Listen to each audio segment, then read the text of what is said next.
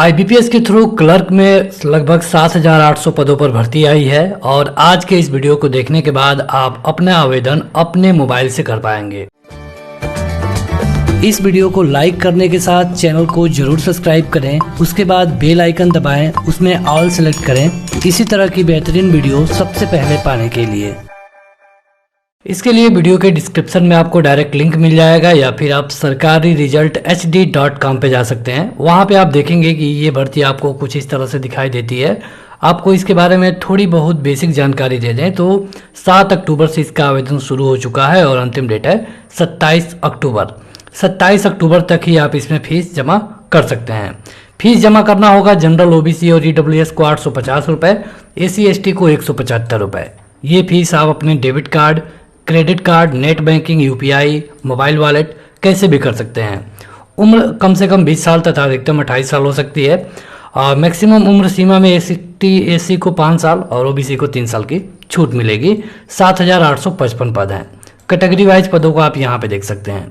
नीचे जाएंगे तो आपको आवेदन करने से पहले ज़रूरी है कि यहाँ पे क्लिक करके इसका नोटिफिकेशन पढ़ लें और यहाँ पे अगर आप क्लिक करेंगे तो आप इस वीडियो को देख पाएंगे जिसमें बताया गया है कि इसका आवेदन कैसे करना है। अब आवेदन करने के लिए 2 ऑप्शन है, पहला रजिस्ट्रेशन और दूसरा लॉगिन।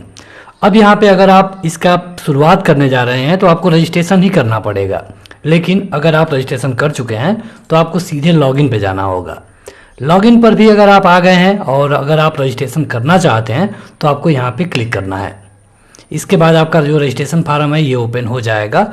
यहाँ पे देखिए सबसे पहले वाले खाने में आपको बेसिक इन्फॉर्मेशन बतानी होगी, उसके बाद फोटो और सिग्नेचर अपलोड करना है, बाद में तीसरे में आपको डिटेल्स अपलोड करनी होंगी, चौथी में आपको फार्म दिखाया जाएगा, पांचवें में लेफ्ट थंब और हैंड रिटन नोट अपलोड करना है और छठवें में पेमेंट के लिए आप एक बार और देख लें, जो आपकी कैटेगरी होगी उसी के अनुसार आपको पेमेंट करना होगा, लेकिन सबसे लास्ट में करना है। ये जो फार्म है ये एक डमी फार्म है। यहाँ पे जो भी आपको डाटा दिखाया गया है ये पूरी तरह से डमी है, इसका रियल पर्सन से कोई भी संबंध नहीं है। यहाँ पे सबसे पहले आपको अपना पहला नाम भरना पड़ेगा पहले वाले में, फिर यहाँ पे जो कन्फर्म फर्स्ट नेम है इसमें उसी चीज़ को दोबारा भरना है, मतलब कि आपका जो पहला नाम है उसको यहाँ भरिए और उसके बाद से इसको वहाँ दोबारा भर दीजिए। अगर आपका कोई मिडिल नेम है तो उसको यहाँ भरिए और फिर से उसको यहाँ रिपीट करिए। लास्ट नेम है तो यहाँ भरिए और फिर से उसको यहाँ रिपीट करिए। अगर आपका मिडिल और लास्ट नेम नहीं है, केवल फर्स्ट नेम है, तो आप फर्स्ट नेम में भर के आगे बढ़ सकते हैं। मिडिल और लास्ट भरना जरूरी नहीं है। नीचे जाने पर आपको यहाँ पे मोबाइल नंबर भरना होगा, फिर से उसको दोबारा यहाँ भरना है। यहाँ पे 2 बार इसलिए भरा जा रहा है ताकि अगर आप फार्म भरने में कोई गलती करेंगे तो ये जो फार्म है आपको सूचित कर देगा कि यहाँ पे आपने जो डाटा भरा है दोनों अलग अलग है। नीचे जाने पर यहाँ पर अगर आप चाहें तो अल्टरनेट नंबर भर सकते हैं, अगर होगा तो भरिए, नहीं है तो आप छोड़ सकते हैं। यहाँ पे आपको ईमेल आईडी भरनी है, जैसे कोई भी ईमेल आईडी आप भरिए, उस ईमेल आईडी पर आपको आपका रजिस्ट्रेशन नंबर और पासवर्ड मिलेगा। ईमेल आईडी में जो @ के पहले वाला होता है उसको आपको यहाँ भर देना होगा और बाद में यहाँ से आपको डोमेन सेलेक्ट करना है, जैसे कि आपका ईमेल आईडी जीमेल का है, हॉटमेल है, live.com है, जो भी है आप यहाँ सेलेक्ट करिए। लेकिन जो कन्फर्म ईमेल आईडी होगी इसमें आपको पूरा भरना पड़ेगा, इसमें कहीं अलग अलग नहीं भरना है, पूरा @gmail.com जो भी होता है आपको भरना है। लास्ट में ये कैप्चा कोड यहाँ पे एंटर करना है, एक बार सबको मिलाना है। अगर सब कुछ सही है तो यहाँ पे सेव एंड नेक्स्ट पे क्लिक करना होगा। यहाँ पे देखिए हमने एक डमी डेटा भर लिया है। अब सीधे हम सेव एंड नेक्स्ट पे क्लिक करते हैं। अगर कोई गड़बड़ी होगी तो आपको यहाँ पे सूचित किया जाएगा, जैसे कि हमने आपको बताया है पहले ही कि जो भी आपका नाम होगा उसको 2 बार भरना होता है। यहाँ पे देखिए 2 बार भर दिए हैं। अगर आपका मिडिल नेम नहीं है तो छोड़ दीजिए, लास्ट नेम भी छोड़ दीजिए। आपका नाम आपके फार्म पे कैसे दिखेगा वो आपको यहाँ पे दिख रहा है। यहाँ पे नीचे जाकर आपको सेव एंड नेक्स्ट करना होगा। यहाँ पे एक मैसेज आएगा ओके का कि आप चेक करिए सब कुछ सही है, तो आपको ओके कर देना है। अब यहाँ पे जो आपने मोबाइल नंबर इंटर किया है, ईमेल आईडी इंटर किया है, उस पर भी ये रजिस्ट्रेशन नंबर और पासवर्ड भेज दिया गया है। आप चाहें तो इसको या तो स्क्रीनशॉट लेकर रख सकते हैं या फिर आप इसको प्रिंट आउट भी कर पाएंगे। अब जरूरी है फोटो और सिग्नेचर अपलोड करना, जिसमें आपको पहले फोटो अपलोड करना है, बाद में सिग्नेचर। जब आप अपनी फोटो और सिग्नेचर को अपलोड कर लेंगे तो यहाँ पे वो दिखाई देने लगेगा। अगर दिखाई देता है तो समझ जाइए कि ये सही से अपलोड हो गया है। यहाँ पे आपको ये सब करने के बाद सीधे नेक्स्ट करना होगा। नेक्स्ट करने के बाद सीधे आप अपने बेसिक इन्फॉर्मेशन वाले पे भेज दिए जाएंगे। यहाँ पे अब आपको कैटेगरी बतानी है, जैसे आपकी कैटेगरी क्या है। कैटेगरी में आपको ध्यान रखना होगा, जो भी आप कैटेगरी भरेंगे उसी का सर्टिफिकेट आपको बाद में देना पड़ेगा। फीस भी उसी के कैटेगरी के अनुसार ही लगेगी। तो जो भी कैटेगरी भरिए सही से देख के भरिए। यहाँ पे पूछा गया है कि क्या आप हैंडीकैप हैं, और अगर आप हैंडीकैप हैं तो आपको 40% नंबर मिला है क्या। देखिए, जो हैंडीकैप होता है इसमें जो सर्टिफिकेट स्टेट डिस्ट्रिक्ट के द्वारा बनाया जाता है उसमें परसेंटेज मिलता है, आप कितना परसेंट डिसेबल है। तो अगर हैंडीकैप हैं और 40% से कम है तो आपको नो करना होगा। अगर आप हैंडीकैप हैं और 40% से अधिक है तभी आप यस करिए। जब आप यस करेंगे तो आपको कई सारी चीज़ें भरनी होगी, किस में हैंडीकैप हैं, क्या है, ये सारी आपको यहाँ पे बताना होगा। अगर आप नो कर देते हैं तो कोई भी यहाँ पे फार्म भरने की ज़रूरत नहीं पड़ेगी। जो लोग नो करेंगे सीधे अब उसको यहाँ पे जाना होगा। कहा जा रहा है कि 1984 के दंगे में क्या आपके परिवार से कोई मरा था, अगर हाँ तो यस करिए, नहीं तो फिर आपको नो कर देना है। आप इस फार्म को भरते समय ये मतलब घबराए नहीं कि इसमें इतने सारे फार्म है, कोई छूट गया, कोई पॉइंट छूट गया तो क्या होगा। जब लास्ट में आप जाएंगे तो आपको बता दिया जाएगा कि ये लाइन छूट गई है। यहाँ पे पूछा गया है रिलीजन, तो यहाँ पे आप अपना रिलीजन भर सकते हैं। और यहाँ पे पूछा गया है कि क्या आप माइनॉरिटी कम्युनिटी से हैं, अल्पसंख्यक से आप हैं तो यस करिए, नहीं तो आपको नो करना है।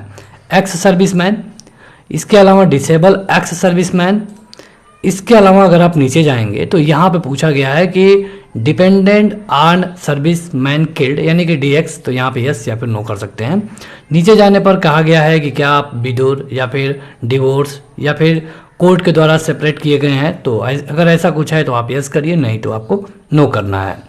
यहाँ पे पूछा गया है कि क्या आपने इससे पहले क्लर्क वाले ग्रेड का आवेदन किया था, क्लर्क वाले आईबीपीएस में किसी भी परीक्षा का। तो अगर आपने किया था तो आपको यस करना है। जब आप यस करेंगे तो इसमें से आपको चुनना पड़ेगा कि किसका आपने आवेदन किया था। अगर आप नो कर देते हैं तो ये सब भरने की झंझट ही समाप्त हो जाती है। यहाँ पे आपको नेशनलिटी में इंडियन भरना पड़ेगा। यहाँ पे आपको बताना है कि आपका स्टेट कौन सा है, जो भी आपका स्टेट होगा उसे भर दीजिएगा। स्टेट कोड ऑटोमेटिक भर लिया जाएगा। यहाँ पे आपको बताना होगा कि जो आपका प्री का एग्ज़ाम होगा, मतलब इसमें प्री और मेंस दोनों होने वाले हैं, तो प्री का जो एग्ज़ाम होगा उसको आप कहाँ पर देना चाहेंगे। हमने बनारस को सिलेक्ट किया। अब यहाँ पे पूछा गया है कि अगर आप प्री क्वालिफाई हो जाते हैं तो मेंस कहाँ देना चाहेंगे। इतने में से आपको चुनना पड़ेगा। यहाँ पे देखिए, अगर आप नीचे जाएंगे तो कहा गया है कि यहाँ पे एक चेक बॉक्स है, आप इस चेक बॉक्स को ट्रिक करिए। आप हमें बताइए कि आप परीक्षा में कौन सी आईडी लेकर आएंगे। परीक्षा में क्या आप पैन कार्ड लेकर आएंगे, पासपोर्ट पर डीएल, वोटर, बैंक पासबुक, ये जो भी आप लेकर के आना चाहते हैं, आधार, एम्प्लॉयमेंट आईडी, बार काउंसिल, जो भी आप लेके जाना चाहते हैं परीक्षा में उसको बता दीजिए और इसको नंबर यहाँ पे आपको भरना पड़ेगा। तो देखिए, यहाँ पे एक हम डमी डेटा भरते हैं। उसके बाद से नीचे जाना है आपको। यहाँ पे आपको डेट ऑफ बर्थ भरनी है। उदाहरण के लिए हम यहाँ पे 1/1/1995 भर लेते हैं। आपको बता चुके हैं कि ये बस एक डमी डेटा है। यहाँ पे मेल और फीमेल भरना पड़ेगा। आप इसके बाद से यहाँ पे बताना है कि क्या आपकी कोई जुड़वा भाई बहन है, तो अगर है तो यस करेंगे, नहीं तो नो कर देंगे। अगर आप जुड़वा भाई बहन को यस करेंगे तो उनका जेंडर पूछा जाएगा, फिर उनका नाम पूछा जाएगा। यहाँ पे आपको बताना है कि क्या आपकी शादी हुई है, तो आप हुई है तो यस कर सकते हैं। अगर आपकी शादी हुई होगी तो यहाँ पे अगर आप पुरुष हैं तो आपको पत्नी का नाम भरना पड़ेगा स्पाउस के सामने, और अगर आप महिला हैं तो आपको अपने पति का नाम भरना पड़ेगा। अगर आपकी शादी नहीं हुई है तो इस खाने को भरने की ज़रूरत नहीं है। यहाँ पे आपको अपने पिता का नाम भरना है, जो भी आपका नाम है। नीचे जाना है, यहाँ पे आपको एड्रेस भरना है। एड्रेस के लिए 3 खाने हैं, ठीक है, लेकिन जो पहला वाला खाना है जिसके सामने स्टार किया गया है इसको भरना ज़रूरी है। जैसे कि इस तरह हम भर लेते हैं और नीचे जाने पर अब आपको स्टेट बताना पड़ेगा। स्टेट के बाद यहाँ पे आपको पिन कोड बता देना है, ठीक है। अब यहाँ पे देखिए 2 चीज़ें हैं। यहाँ पे कहा गया है कि अगर आपका परमानेंट एड्रेस और करस्पॉन्डेंस एड्रेस दोनों सेम है तो आप इसको चेक बॉक्स कर दीजिए। मतलब जहाँ आप रहते हैं और जो आपका स्थायी पता है, अगर अलग अलग है तो आप इसको चेक बॉक्स मत करिए और यहाँ पे जो आपका जहाँ पे आप रह रहे हैं उसका पता भर दीजिए। ऊपर वाला आपका परमानेंट होगा, ठीक है। नीचे जाने पर अब आपको अपना बताना है कि जीएसटी कहाँ का आपका कैलकुलेट होगा, तो आप परमानेंट पर ही कर दीजिए। और देखिए यहाँ पे 850 रुपये इस फार्म के लिए पेमेंट करना होगा। अब हमें नहीं पता कि क्या हमने इस फार्म को सही भरा भी है, तो एक बार हमें इसे मिलाना चाहिए। मिलाने के बाद नीचे जाकर वैलिडेट योर डिटेल्स पे क्लिक करना है। अगर आपने कोई भी ऑप्शन नहीं भरा होगा तो इस तरह का एक मैसेज आएगा, आपको ऊपर जाना है। देखिए जहाँ पर आप नहीं भरे होंगे और भरना जरूरी होगा वहाँ पे आपको रेड दिखाई देगा। यहाँ पे देखिए कहा गया है कि इनवैलिड वैलिड, कुछ यहाँ पे हमने ज़्यादा भर दिया था इसीलिए कह रहा है, तो इसमें से हम कुछ डिलीट कर देते हैं एड्रेस में से। वैसे भी ये सही नहीं है। चलिए अब नीचे जा कर के अब चेक करते हैं, तो यहाँ पे आ गया वेरीफाइड सक्सेसफुली, यानी कि अब सब कुछ सही है। अब आपको सेव एंड नेक्स्ट करना है। सेव एंड नेक्स्ट करेंगे तो अब आपको अगले पेज पे भेजा जाएगा, और जहाँ पे आपको बताना है अपने एजुकेशनल क्वालिफिकेशन के लिए, जैसे आप बीए हैं, बीटेक हैं, बीई हैं, बीकॉम है, सीए हैं, जो भी आप हैं उसको यहाँ से भर लीजिए। यहाँ पे आपको बताना होगा आर्ट हैं, साइंस, कॉमर्स, जैसे अगर बीए हैं तो आर्ट होगा, बीएससी है तो साइंस होगा, बीकॉम है तो कॉमर्स होगा, एलएलबी है तो लॉ होगा, एमबीए है इस तरह का तो मैनेजमेंट होगा, बीएससी, इसके अलावा बीटेक, बीई है तो इंजीनियरिंग होगा। ये सब आपको भरना है। यहाँ पे आपके मार्कशीट पर एक डेट लिखी होगी जिस पर डेट ऑफ पासिंग होता है, तो उसको आप देख करके सेम टू सेम भर लीजिए। यहाँ पे हम एक डेटा भर देते हैं। बताना है कि आपको कितना % मिला है। 60 से अधिक है तो फर्स्ट होगा, 45 और 60 के बीच में है तो सेकंड होगा, और 45 और 33 के बीच में है तो थर्ड होगा। अगर आप पोस्ट ग्रेजुएशन को भरना चाहते हैं तो यहाँ भर दीजिए, वैसे कोई ज़रूरी नहीं है। कोई प्रोफेशनल क्वालिफिकेशन है तो उसको आप यहाँ भर सकते हैं, अदर क्वालिफिकेशन को आप यहाँ भर पाएंगे। नीचे जाने पर कहा गया है कि क्या आपके पास कंप्यूटर पे वर्किंग नॉलेज है, तो इसको आपको यस ही करना होगा। भले ही नहीं है लेकिन तब भी आप यस करिए, क्योंकि अगर आप नो करेंगे तो आप फार्म नहीं भर पाएंगे। यस करने के बाद अब यहाँ से आपको बताना है कि अगर आपके पास कंप्यूटर का नॉलेज है तो ये नॉलेज कैसे आया है। क्या आपके पास कोई सर्टिफिकेट है, जैसे कि कोई ग्रेजुएशन की डिग्री या फिर डिप्लोमा किए हैं कंप्यूटर में, या फिर कोई डिग्री है।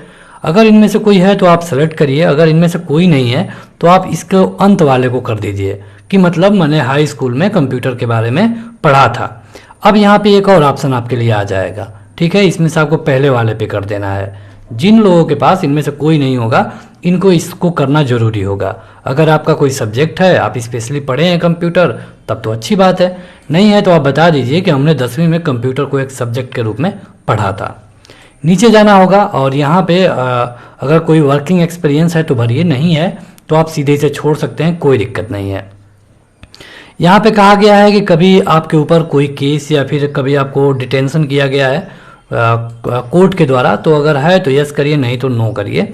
अगर आप यस करेंगे तो आपको यहाँ पे उसके बारे में थोड़ी बहुत जानकारी देनी पड़ेगी। अब यहाँ पे आपको बताना है लैंग्वेज, जैसे कि हम यहाँ पे हिंदी दे देते हैं और उसके बाद से दूसरे वाले में हम इंग्लिश दे देते हैं। अगर आप अपने कोई क्षेत्रीय भाषा को देना चाहते हैं तो यहाँ पे बेशक लिख सकते हैं। देखिए हिंदी में हमने कह दिया कि हम इसको पढ़ लेते हैं, लिख लेते हैं, बोल लेते हैं। इंग्लिश में हम पढ़ लेते हैं, लिख लेते हैं, बोल लेते हैं। अगर आप इंग्लिश नहीं बोल पाते हैं तो चाहे तो इसको खाली भी छोड़ सकते हैं, कोई दिक्कत नहीं है। वैसे इसका कोई ज़्यादा फर्क नहीं पड़ता है। कोई आपका क्षेत्रीय भाषा है, भोजपुरी, तेलुगु, तमिल, बंगाली, तो आप इसको यहाँ भर सकते हैं, ठीक है। उसके बाद फिर से आपको वैलिडेट योर डिटेल्स पे क्लिक करना होगा। कहीं आपने कोई छोड़ा होगा तो मैसेज आएगा, नहीं तो वेरीफाइड सक्सेसफुली का मैसेज आएगा। एक बार चेक कर लीजिए कि आपने जो भरा है वो सब कुछ सही तो है ना, क्योंकि ये फार्म है और इसके बाद आपको सुधार करने का मौका नहीं मिलने वाला है। सेव एंड नेक्स्ट करिए, अगले पेज पर आप भेज दिए जाएंगे। यहाँ पे जो आपको अगला पेज मिलेगा, यहाँ पे आपको बैंकों का प्रेफरेंस सेलेक्ट करना है कि मतलब आप किस बैंक को पहले चाहते हैं, किस में पहले जाना चाहते हैं। सबको आप चाहें तो भर सकते हैं, ये पूरी तरह से आप पे है। यहाँ पे जिसको आप पहले पाना चाहते हैं उसको आपको पहले ट्रिक बॉक्स करना है। जैसे कि अगर हम पंजाब नेशनल बैंक को पहले चाहते हैं तो इसको पहले कर देंगे। देखिए ये पंजाब पहले आ गया। अगर हम चाहते हैं कि कैनरा बैंक लास्ट में आए तो कैनरा बैंक को हम लास्ट में करेंगे। देखिए कैनरा बैंक लास्ट में आ गया। अब हमें लगता है कि नहीं, हमें कैनरा बैंक को ऊपर लाना था, यूको बैंक को लास्ट में ले जाना है, तो यूको और कैनरा दोनों को हटाइए। कैनरा को पहले ले लीजिए, यूको को बाद में करिए। यूको बैंक लास्ट में आ गया। तो ये आपका प्रेफरेंस है, ठीक है, इसको आप अपने हिसाब से कर लेंगे और उसके बाद से और यहाँ पे कहा गया है कि सभी को भरना जरूरी है। पहले डेट योर डिटेल्स करिए, फिर उसके बाद से सेव एंड नेक्स्ट।